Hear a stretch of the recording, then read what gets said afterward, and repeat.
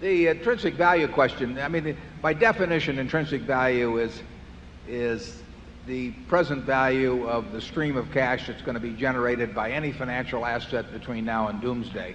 And that's easy to say and impossible to figure, but it's the kind of thing that we're looking at when we look at a Coca-Cola, where we think it's much easier to evaluate the stream of cash that comes in the future than it is in a company such as Intel, marvelous as it may be.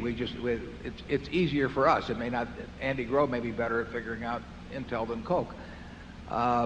And in Berkshire, it is complicated by the fact that we have no business that naturally employs all of the capital that flows to us. So it is dependent to some extent on the opportunities available and the ingenuity used when that cash pours in, as it does. Some businesses have a natural use for the cash. Actually, Intel has a good natural use for the cash over time as they've expanded in their business, and many businesses do. But we do not have a natural use. We have some businesses that use significant amounts of cash. Flight Safety will buy a lot of build a lot of simulators this year, and they cost real money.